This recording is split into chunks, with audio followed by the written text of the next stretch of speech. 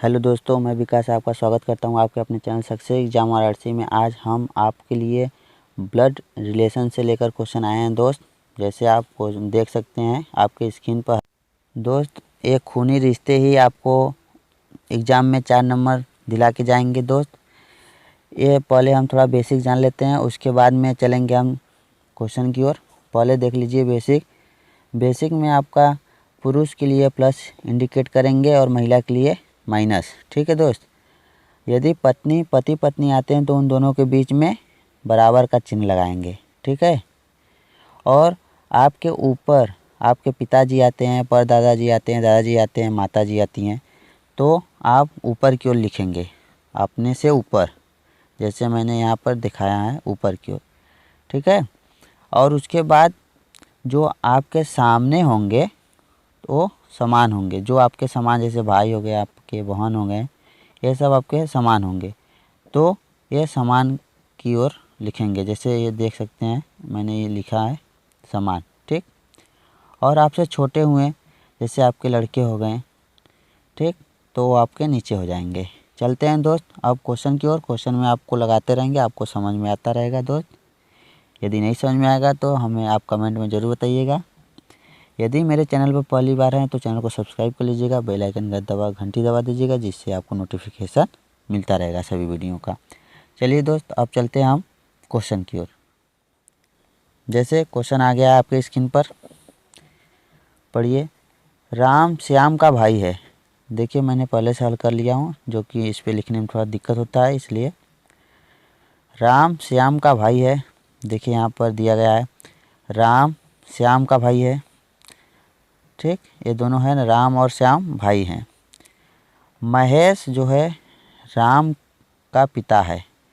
देखिए ऊपर मैंने लिख दिया राम का पिता महेश है। इस पे आप प्लस लगाते जाइएगा, प्लस लगा लीजिएगा जो पुरुष है। ठीक। जगत प्रिया का भाई है। जगत जो है प्रिया का भाई है। ठीक, जगत यहाँ पर है, ये जगत हो गया। और प्रिया आपका महिला है तो माइनस लगा देंगे, इस पे प्लस। प्रिया का भाई है। और प्रिया श्याम की पुत्री है। श्याम की पुत्री है प्रिया, तो इसलिए नीचे है, श्याम से वो नीचे है प्रिया, तो इसलिए नीचे कर दिए श्याम से। और प्रिया के पिता श्याम हो गए। जगत का चाचा कौन है? देख लीजिए, जब श्याम प्रिया का पिता है और प्रिया जगत दोनों भाई बहन हैं, तो यहाँ पर राम प्रिया का चाचा होंगे और जगत का भी चाचा राम होंगे। ठीक है दोस्त, इसलिए जगत का चाचा आपका देख लीजिए राम है। ठीक दोस्त, राम। समझ में आ गया दोस्त? आपका आंसर राम होगा, जैसे यहाँ पर आपका ये है सी नंबर। ठीक है दोस्त, आशा करता हूँ समझ में आया होगा दोस्त। यदि नहीं समझ में आया तो आप कमेंट में हमें ज़रूर बताएं।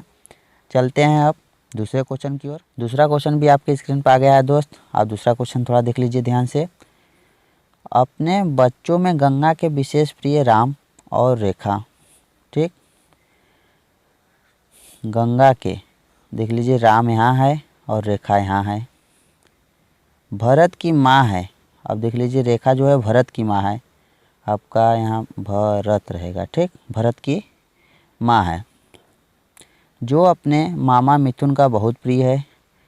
मामा मतलब कि राम, मिथुन और रेखा तीनों ही सब भाई बहन है दोस्त। देख लीजिए मिथुन यहाँ पर है आपका। ठीक, मिथुन बहुत प्रिय है। परिवार के मुखिया रामलाल हैं। परिवार के मुखिया रामलाल हो गए, जिनके उत्तराधिकारी उनके बेटे भोपाल और मोहन हैं। मोहन यहाँ है और भोपाल यहाँ है। देख लीजिए दोस्त, भोपाल और गंगा 35 वर्ष से विवाहित हैं। ठीक, भोपाल और गंगा देख लीजिए दोस्त, यहाँ पर है दोनों, यहाँ 2 चिन्ह होना चाहिए। यदि भोपाल और गंगा, और उनके 3 बच्चे हैं। मिथुन का मोहन से क्या संबंध है? गंगा के 3 बच्चे हैं, राम, रेखा, मिथुन। ठीक, और आपका अब देख लीजिए किसका संबंध पूछ रहा है। मिथुन का मोहन से क्या संबंध है? मिथुन मोहन, देख लीजिए मिथुन और मोहन यहाँ। तो जब भोपाल का लड़का मिथुन है, तो मिथुन को अगर कहा जाता तो मोहन को तो चाचा कहता, लेकिन पूछ रहा है यहाँ पर मोहन से मिथुन का क्या संबंध है, तो मोहन मिथुन को क्या कहेगा, भतीजा। जैसे मैंने यहाँ पर पहले से ही लिखा था, इसी को यहाँ पर लिख सकते हैं भतीजा, ठीक, भतीजा लगेगा। ठीक है दोस्त, देख लीजिए दोस्त, एसएससी सीजीएल 2012 का एक क्वेश्चन पूछा गया है, आप देख सकते हैं। भतीजा है आंसर, इसमें डी रहेगा क्योंकि इसमें चाचा दिया है पुत्र और भाई दिया है, तो ये तीनों में से नहीं है, तो आपका डी नंबर सही होगा। ठीक है दोस्त, आशा करता हूँ दोस्त समझ में होगा। यदि नहीं समझ में आया तो आप इस क्वेश्चन पर कमेंट जरूर करें दोस्त। ठीक है दोस्त, अब चलते हैं अगले क्वेश्चन की ओर। जैसे देखिए, सुरेश की बहन राम की पत्नी है, सुरेश की बहन। अब देख लीजिए दोस्त, यहाँ पर आपका सुरेश की बहन यहाँ पर हमने यक्स मान लिया है, ठीक। सुरेश की बहन जो है यक्स मान लिया, राम की पत्नी है, तो यहाँ पर हमने बराबर 2 चिन्ह लगा दिया है, राम की पत्नी है, ठीक। राम रानी का भाई है, रानी का भाई है, ठीक है। यहाँ पर हो गया, ये सब समान जनरेशन के हैं इसलिए समान लाइन में हम लिख रहे हैं। राम के पिता मधुर हैं, राम के पिता मधुर तो ऊपर हो जाएंगे, ठीक, राम के पिता मधुर ऊपर हो गए। शीतल राम की दादी है, तो राम की दादी मतलब मधुर के माता जी होंगे, इसलिए उन्हें दादी कहेगा, तो शीतल मधुर के माता जी हैं तो उनके ऊपर हो जाएगा, तो उनके ऊपर हो गया। अब रीमा जो है शीतल की पुत्र वधू है। अब देख लीजिए, शीतल की पुत्र वधू का मतलब हो गया पतो, जिसे कहते हैं दोस्त, एकदम हिंदी भाषा में पतो कहेंगे। तो मधुर की वाइफ होगी रीमा, तो शीतल की पतो पुत्र वधू हो जाएगी। इसलिए रोहित रानी के भाई का पुत्र है, रोहित जो है आपका रानी के भाई का मतलब राम का लड़का है, पुत्र है, ठीक। रानी आपका यहाँ है, इसका भाई राम है, राम हो गया तो रोहित हो गया, ठीक। रोहित सुरेश का क्या लगता है, रोहित सुरेश का क्या लगता है, देख लीजिए दोस्त।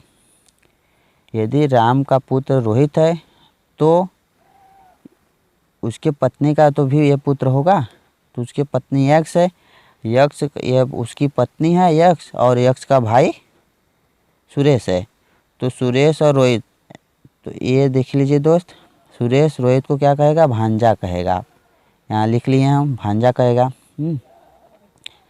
और रोहित को अगर यही कहना होता कि रोहित सुरेश को क्या कहेगा, तो रोहित तो सुरेश को मामा कहता, इसी जगह आपका ये आपका डी नंबर सही हुआ।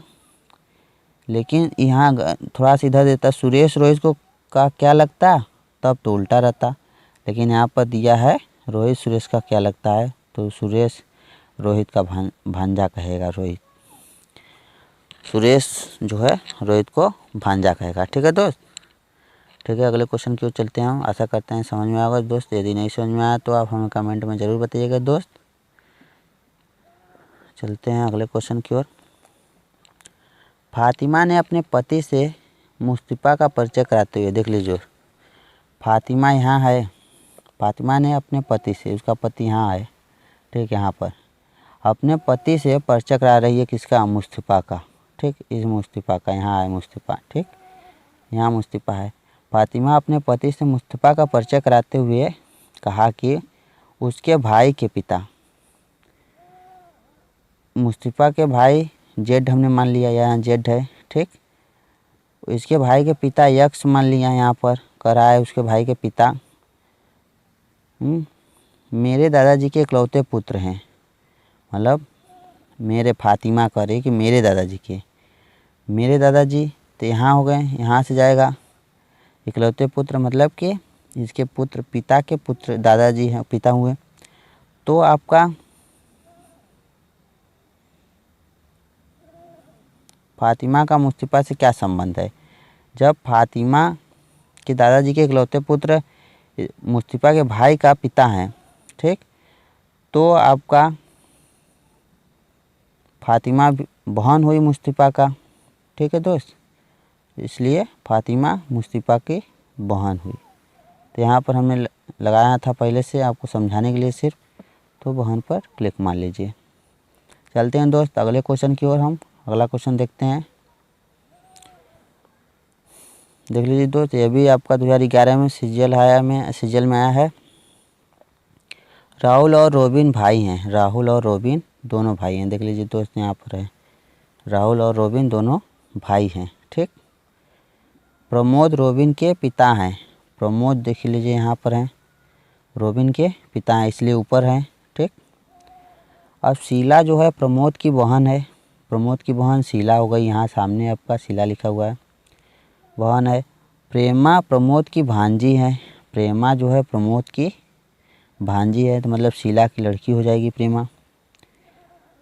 शुभा शीला की नातिन है, मतलब प्रेमा की लड़की होगी शुभा, इसलिए शीला की नातिन होगी। शीला की नातिन होगी, प्रेमा का लड़की है ये सब शुभा। ठीक। राहुल शुभा के क्या लगती हैं। अब देख लीजिए दोस्त, ये आपका प्रेमा की लड़की है, तो प्रेमा के मामा के लड़के राहुल हैं। प्रेमा के मामा के लड़के होंगे, प्रेमा और राहुल भाई बहन हो जाएंगे, तो इसलिए राहुल और शुभा जो है राहुल को क्या कहेगी, मामा कहेगी। ठीक है दोस्त। तो लीजिए यहाँ पर प्रेमा जो है, आप अपने से दहा कर देख लीजिएगा दोस्त कि आप अपने मामा को के लड़के को क्या कहेंगे, भाई कहेंगे।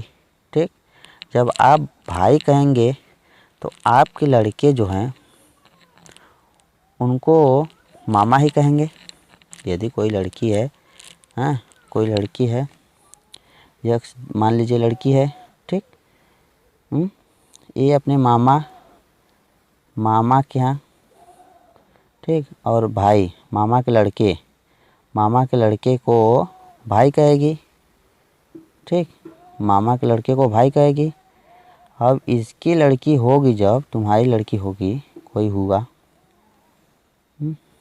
यक्ष हुआ, तो इनको मामा ही कहेगी। तो इसी तरह यह भी है। ठीक है दोस्त, आशा करता हूँ दोस्त आपको समझ में आया होगा। यदि आपको नहीं समझ में आया तो आप कमेंट में ज़रूर बताइएगा दोस्त, कहाँ नहीं समझ में आया उसको मैं फिर से कोशिश करूँगा अच्छी तरह से और समझाने के लिए। ठीक है दोस्त, मिलते हैं अब अगले वीडियो में। यदि आप मेरे चैनल को सब्सक्राइब नहीं किए हैं तो चैनल को सब्सक्राइब कर लीजिएगा और बेल आइकन घंटी जरूर दबाइएगा, जिससे आपको हर वीडियो का नोटिफिकेशन मिलता रहेगा।